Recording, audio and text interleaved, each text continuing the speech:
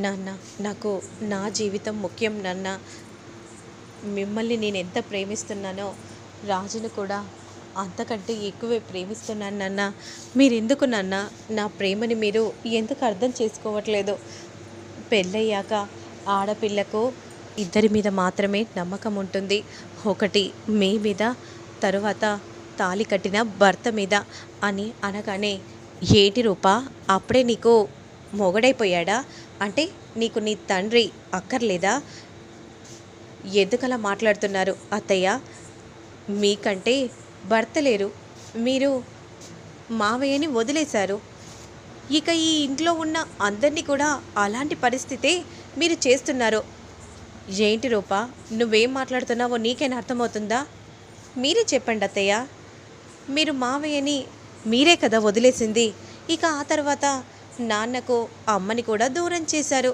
ఇప్పుడు మీ కొడుకును కూడా మందారానికి కాకుండా చేయాలనుకున్నారు. మీరిప్పుడు చెప్పండి, మందారాన్ని ఇప్పటికీ కూడా తన భార్యగా యాక్సెప్ట్ చేస్తున్నాడా? ఎప్పుడు మీరు చెప్తున్న మాటలే కదా దీపక్ బావ వింటున్నాడు. మరి వారసత్వంగా వస్తుందని నన్ను కూడా రాజుకు దూరం చేయాలని మీరు చూస్తున్నారు.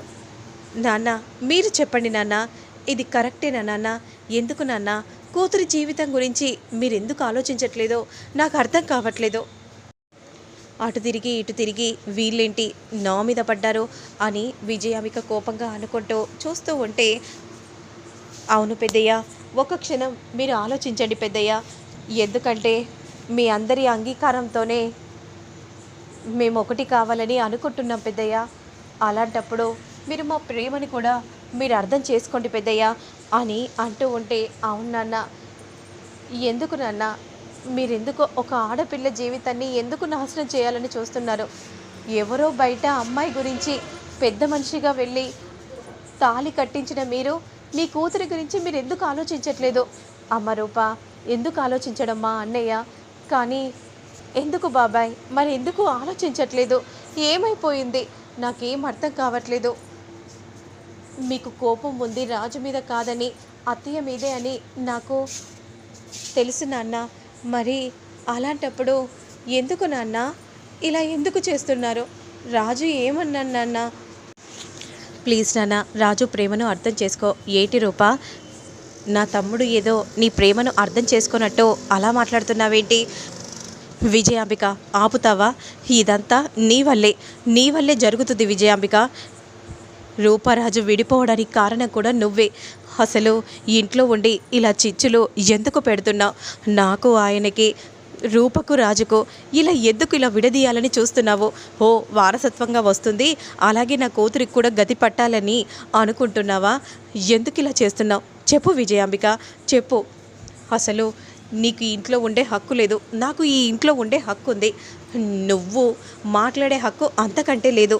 అలాంటిది నువ్వు నీ ఇష్టం వచ్చినట్టు చేస్తే మాత్రం నేను సహిస్తూ చూస్తూ ఉండలేను. ఇంకోసారి నోరు విప్పి నీకు నచ్చినట్టు మాట్లాడితే మాత్రం నేను ఊరుకునే ప్రసక్తే లేదు అని అనగానే, వెంటనే ఏంటి విరూపాక్షి, ఏం మాట్లాడుతున్నావు? నాన్న, అమ్మ మాట్లాడిందంటూ తప్పేముంది నాన్న? ఎందుకు నాన్న అమ్మపై ఇలా కోపంగా మాట్లాడుతున్నారు? అవును పెద్దయ్య, ఎందుకు పెద్దయ్య, మీరెందుకు మా గురించి ఆలోచించట్లేదు? మీరందరూ మా ప్రేమని ఎందుకు నిరాకరిస్తున్నారో అర్థం కావట్లేదు. ప్లీజ్ పెద్దయ్య, ఎందుకంటే ఆర్ఆర్ కంపెనీకి సీఈఓగా తెలిసిన రాజు తక్కువ పెద్దయ్య. నేనెప్పటికీ మీ బంటునే పెద్దయ్య. రాజు అంటే సూర్యప్రతాప్ గారి బంటే అని అంటారు పెద్దయ్య. ఇప్పటికీ కూడా అదే పేరు ఉంది పెద్దయ్య. ప్లీజ్ పెద్దయ్య, మా ప్రేమను అంగీకరించండి. ఎందుకంటే మా అమ్మ నాకు శ్వేతతో పెళ్లి చేయాలని అనుకుంటుంది. అది కూడా రేపే పెద్దయ్య. నేను మీతో ఒక విషయం మాట్లాడాలని అనుకుంటున్నాను పెద్దయ్య. అమ్మాయి గారి జీవితం మీ చేతిలోనే ఉంది. అమ్మాయి గారి జీవితాన్ని నాశనం చేస్తారో లేదంటే బుక్కిపాలు చేస్తారో ఇక మీ ఇష్టం పెద్దయ్య. ఎందుకంటే అమ్మ రేపు పెళ్లి చేసుకోమని అంటుంది. నేను పెళ్లి పీటలపై కూర్చుంటాను, శ్వేత మెడలో తాళి కట్టమని అంటుంది. తాళి కడతాను పెద్దయ్య. ఆ క్షణంలో మీరు వచ్చి ఆపితే ఆ పెళ్ళి ఆగుతుంది పెద్దయ్య. అమ్మాయి గారి గురించి మీరే ఆలోచించి ఇక మీరే నిర్ణయం తీసుకోవాలి. ఆ నిర్ణయం కూడా మీకే వదిలేస్తున్నాను పెద్దయ్య. మీరు ఆపితేనే ఆ పెళ్ళి ఆగుతుంది పెద్దయ్య అని అనగానే సూర్యప్రతాప్ షాకింగ్గా చూస్తూ ఉంటాడు. ఇక ఆ తరువాత మీ ఇష్టం పెద్దయ్య అని అనగానే సూర్యప్రతాప్ అక్కడి నుండి కోపంగా వెళ్ళిపోతూ ఉంటే మరోవైపు మాత్రం జీవన్ దీర్ఘంగా ఆలోచిస్తూ ఉంటాడు. అన్నయ్య అని అంటూ వెంటనే గట్టిగా శ్వేత హక్ చేసుకుంటుంది. నిజంగా అన్నయ్య, రేపు నాకు రాజుకు పెళ్లి జరగబోతుంది. ఇదంతా కూడా నీ వల్లే అన్నయ్య. నిజంగా చాలా సంతోషంగా ఉందన్నయ్య. ఏది చేసినా నీ గురించే కదమ్మా. అమ్మ నాన్నను కూడా ఒప్పించాను. ఇక రేపే నీ పెళ్ళి. రిసెప్షన్ మాత్రం నాన్న సీఎంగా అయిన తర్వాతే. సరే అన్నయ్య, పెళ్ళి మాత్రం రాజుతో అవుతుంది కదా. చాలన్నయ్య, చాలు. కానీ అన్నయ్య, కాన్ఫిడెన్స్ చూస్తుంటే నా పెళ్ళి జరుగుతుందని అనిపిస్తుంది. కానీ నాకెందుకో అనుమానంగా ఉంది. ఎందుకమ్మా? ఎందుకంటే ఆ ఇంట్లో కేవలం అత్తయ్య ధనాలు మాత్రమే నాకు సపోర్ట్గా ఉన్నారు. మిగతాదంతా కూడా ఆ రూపకు సపోర్ట్గానే ఉన్నారు. అయితే ఎందుకమ్మా నువ్వు కంగారు ఎందుకు పడుతున్నావు? ఎందుకంటే ఆ రాజు ఏమైనా పెళ్ళాపుతాడో ఏమో అని కాస్త భయంగా ఉంది. విరూపాక్షి వల్లే నా పెళ్ళి ఆగిపోయింది. మళ్ళీ ఈసారి విరూపాక్షి వచ్చి నా పెళ్ళి ఆపేస్తుందో ఏమో అని. అమ్మా, నువ్వేం కంగారు పడాల్సిన అవసరం లేదమ్మా. ఎందుకంటే పెళ్ళిలో అందరూ మన వాళ్ళే ఉంటారు. వడ్డించే దగ్గర నుండి వంట వాళ్ళతో సహా అందరూ మన వాళ్ళే ఉంటారమ్మా. నువ్వు కంగారు పడాల్సిన అవసరమే లేదు. సరే అన్నయ్య, నువ్వు పడుకో అమ్మా. పడుకుంటేనే కదా ఫేస్ కూడా గ్లో వస్తుంది. ఓకే అన్నయ్య, పడుకుంటాను అని అంటూ వెళ్తూ ఉంటుంది. మరోవైపు ఎలాగైనా మీరు రాఘవను బ్రతికించండి. ఎంత డబ్బు ఖర్చైనా సరే మా ప్రయత్నం మేము చేస్తామమ్మా. ఆ తర్వాత మేమేమి చేయలేం కదా. మీరు ఫస్ట్ నుంచి ఇదే చెప్తున్నారు. పెద్ద పెద్ద డాక్టర్స్నైనా రప్పించండి. ఎందుకంటే ఇది జీవితానికి సంబంధించిన విషయం.